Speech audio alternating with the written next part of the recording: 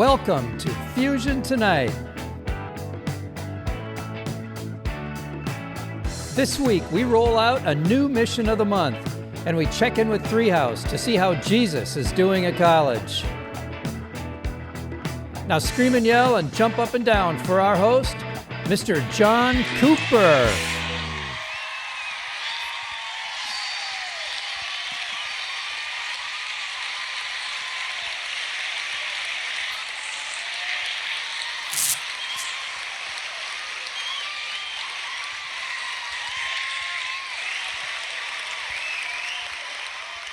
Ladies and gentlemen, welcome to Fusion Tonight. I am your host, John Cooper, and we're back.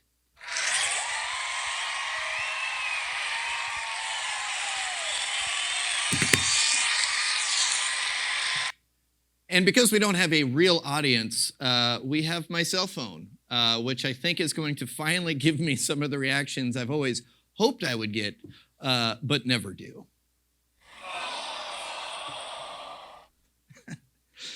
So we're going to do our best. It's going to be a new format, but we're going to do our best, and we're just going to roll with the punches. It's been 6 months since we have had a Fusion Tonight. We dismissed for spring break, and we just never came back. But look, here we are. We're back. And I hope all of you have been doing well. I hope all of you have been staying healthy. I know that we're going to try to keep things light. Things are heavy enough in the real world, but I know that things have been really challenging for everybody. Being apart from each other as long as we have been, churches not reconvening for worship, students not returning to classrooms, teachers not being able to go back to work, other people not being able to go back to work. And so this fall is kicking off, and I know things aren't perfect out in the world, but I know that we're all going to try our best. We're wearing our masks. We're cleaner probably than we've ever been because everyone's just trying to get back to some sense of normalcy. And so we're glad we can have Fusion again. We're glad that we can try to bring something back into your life that we hope was something that you look forward to every week. As we convene in this unique way of worship to bring Christ into your life and to bring you a little joy, a little fun, and a little hope. And so with that, we're back. This is the monologue part where I normally tell jokes. All I can say is throughout these last 6 months, you learn a lot when you are in a lockdown, when you're quarantining with your family, all their quirks and everything. You learn how much you love them, but you also learn how nice it is to get out of the house too. But one of these weird things that I've really caught on to, and it's probably not just true for my family, it's probably true for everybody, is it feels like people want you the most when you are unavailable.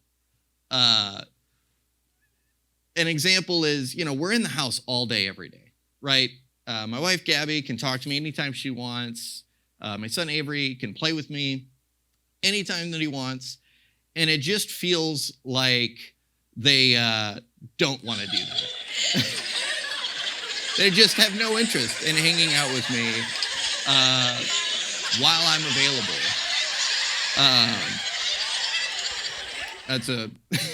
That's a bit of an overreaction. It's not that funny. I haven't even got to the joke yet. But it feels like the second I'm not available, and what I mean by that is the second I do something like, I don't know, put in earbuds, they can't wait to talk to me. The second I want to watch a video, the second I want to listen to a podcast, it's like they hit your ears, and then it's John, what? I'm trying to have a conversation with you. Well, you haven't been for the last hour.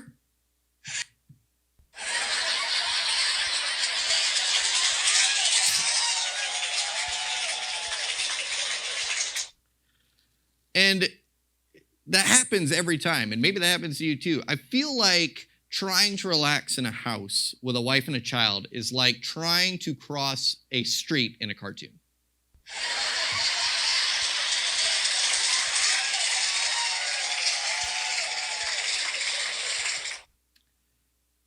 And that's why, if you talk to me, you know, I always say that no one reminds me of Jesus Christ more than my wife, Gabby. And the reason for that being is that neither of them want anything to do with me until they notice that I'm comfortable.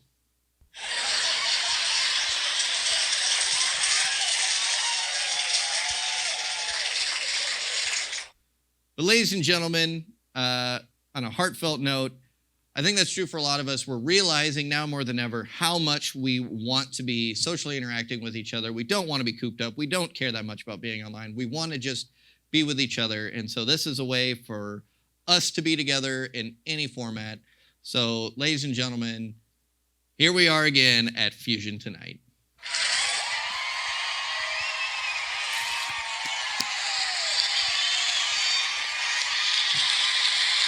We've got a great show for you tonight. David Glenn Burns is our speaker tonight. I'm so excited to have him on the show, to get to hear from him. But before we get a chance to listen to him, we are going to highlight, like we would normally do during the time of offering, what our mission of the month is. And so now we're going to go to a video showing you all you need to know about our mission of the month.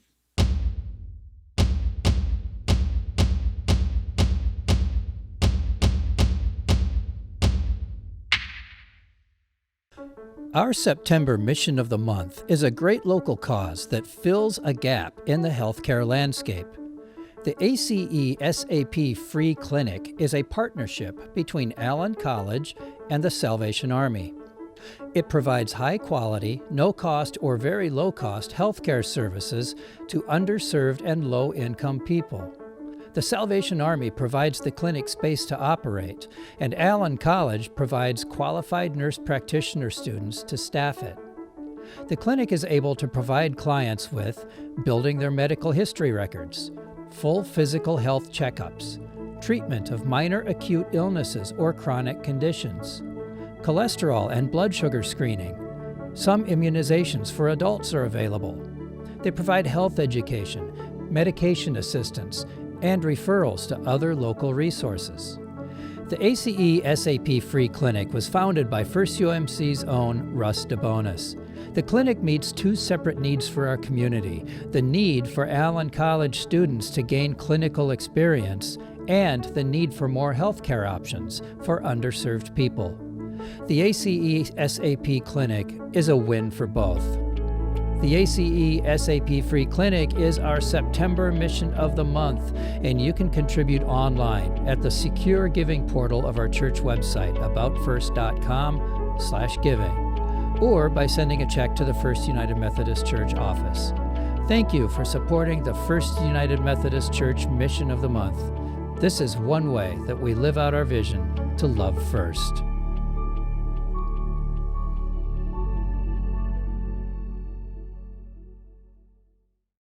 All right, ladies and gentlemen, that was our mission of the month. I hope you take time to think about ways that you can donate either your time or your resources to such a wonderful cause. And now, ladies and gentlemen, it is time for our speaker tonight. Please give it up for Mr. David Glenn Burns.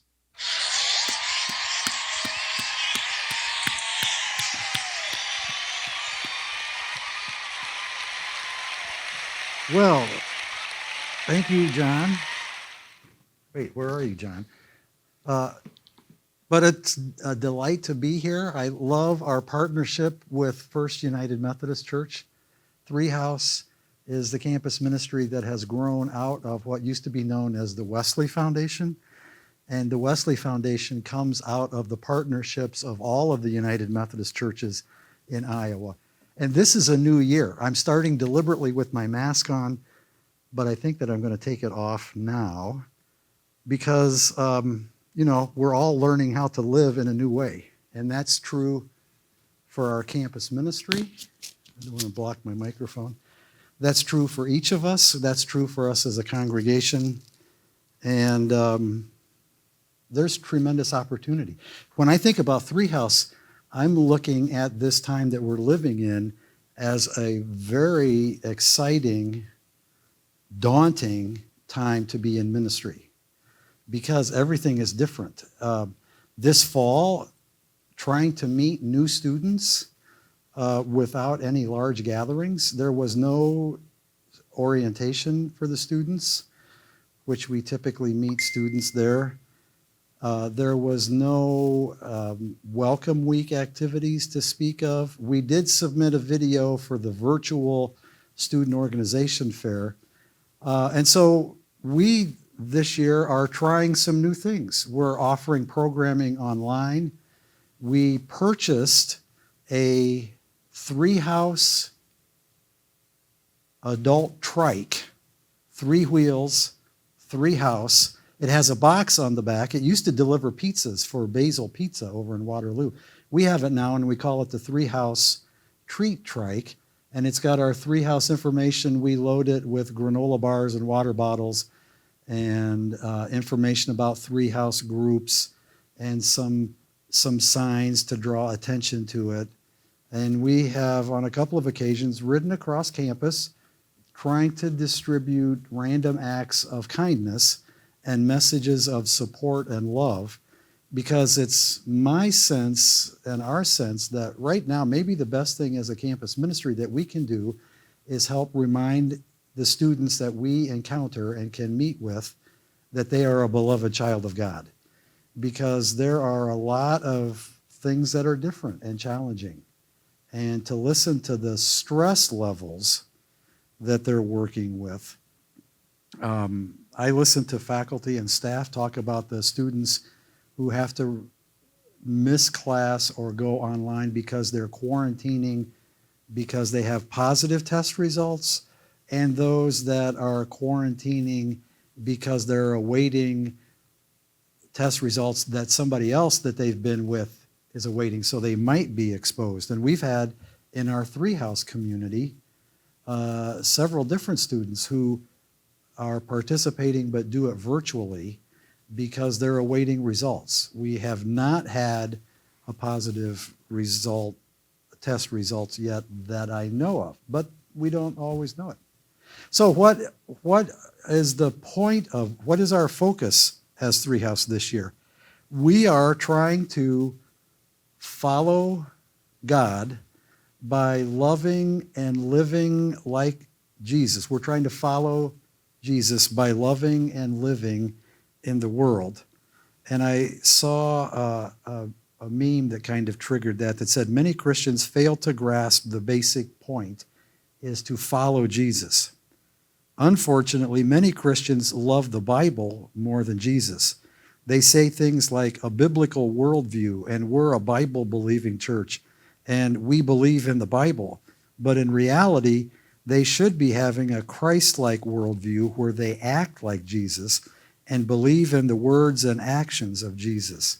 So we're trying to be a campus ministry that loves and lives like Jesus by loving self, loving neighbor, those that we know, those that we don't know, those that we would describe as our enemies, and by loving creation. So in our programming this year, or the ministry offerings, we've got opportunities to work in each of those areas.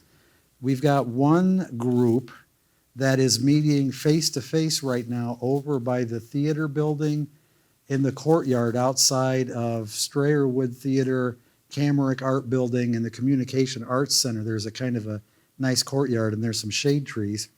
And our staff person, Robin Keim, is a theater grad from UNI, and so it's a chance for people interested in the arts to get together and ask deep questions and listen, talk about where their lives are intersecting, what are their big questions, how do they struggle to find a place in the church, how do they struggle to find a place on campus, in their families. We have a second group called, right now, working on the book, The Awakened Life, which is where we offer that in person and with a computer hookup or a virtual hookup so that students that want to be part of that can join via Zoom. And that is a book that works on mindfulness and spiritual discipline. So that that group will have a series over the course of the semester of different practices that can lead to living a healthy, spiritually alive, less stress, less anxiety by working through some spiritual disciplines. And then we're going to do a new group that's studying the book called Watershed Discipleship. It's edited by Ched Myers, a biblical theologian, and who's really into the eco-theology. And that's an interest that we have, and seeing how our faith leads us to care for creation. So we're going to spend some time at the prairies. There's several prairies around you and I. We may go visit some other prairies. We're going to see how God leads us to how we can find ourselves loving God by caring for creation. And then we're going to have some groups, one called Past Apologetics, as a way of connecting with the LGBT community and having conversations with people from the LGBT community who have interacted with faith, who have found faith helpful to them, who have asked some of the questions and found a place. So that will be a once a month group that will be starting soon. And we have our regular Wednesday at 9 p.m. worship. Right now we're meeting in the backyard, physically distant, so we can have about 10 or 12 people.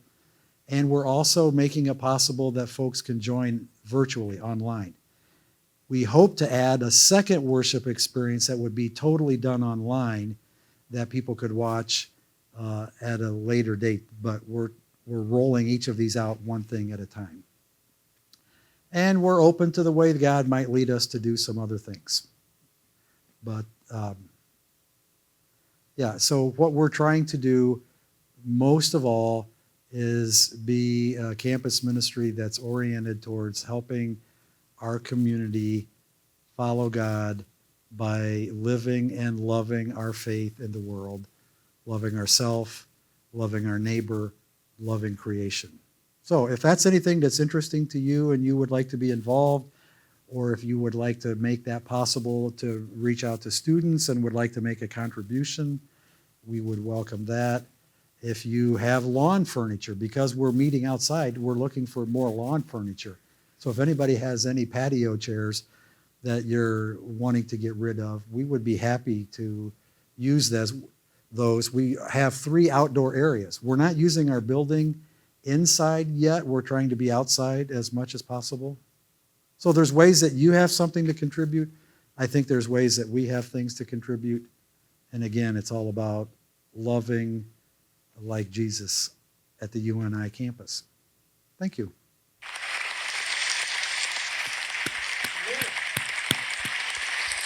David Glenn Burns, ladies and gentlemen. I want to thank David for giving us his time tonight to be on the show and to talk about all the wonderful things that he is doing at Wesley 3 House. Things are different for a lot of us in ministry, but we're doing everything that we can to bring Christ to those who desperately need it and those who just want a piece of God every day in their lives. So we can't thank David enough for being on our show tonight, and think about all the things that he's doing, all the changes they're making with taking the trike around campus to just bring joy to people, the small groups that they're doing, the socially distant services. This is a different time for all of us, and we're all just trying to work around it as best we can, because even though all of this is going on, even though we're in the middle of a pandemic, Christ doesn't stop caring about us. Christ doesn't stop loving us. And so it's on all of us to do what we can to take that love and to share it and to hopefully be Christ for one another. Have a good night. We'll see you next Wednesday.